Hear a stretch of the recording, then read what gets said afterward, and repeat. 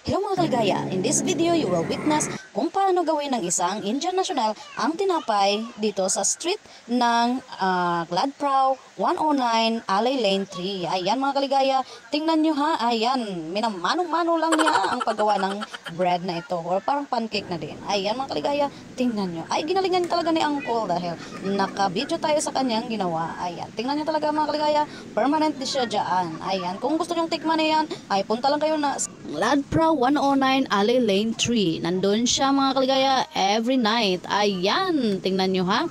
Grabe talaga. Grabe ginalingan talaga ni Uncle. Oy. Ayan, linagay na yan sa mantika. Oh, at linagyan niya ng butter. Ayan. Tingnan nyo mga kaligaya. Diba? Ang tipid naman yan. At grabe talaga ka. Ano din sa mantika. Oh, matipid din sa mantika mga kaligaya. Kasi yung iba, isusunod niya naman dyan. Ayan. At lagyan niya naman ng butter. Oh, diba? Curious din ba kayo mga kaligaya? Natikman yung luto ni Kuya? Ayan. Oh, binalagtag niya na at linagyan na talaga ng gatas.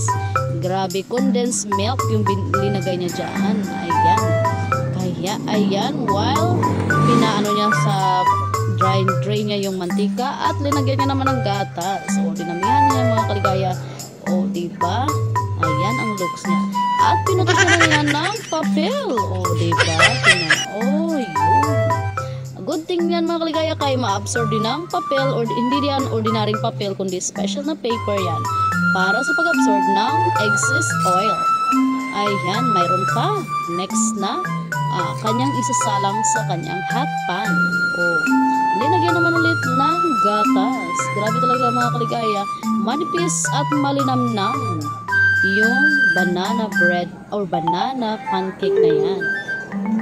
Ayan. Tingnan nyo yung kanyang looks. Oh, diba? Yun naman ang gagawin niya ay i-roll niya naman sa paper. Naku-curious ka ba nito mga kaligaya? Itag nyo na kung sino yung gusto nyong palutuin ito. Ayan na mga kaligaya at tikman na natin. Oh, wow.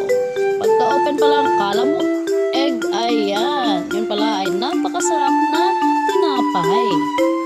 Ayan mga kaligaya, kaya i-try nyo na. At ayan, ready to eat ang mainit-init pa na pan banana cake. Ano ba ito? Nakalimutan ko kung anong tawag dito sa Thai. Ayan, thank you for watching mga kaligaya.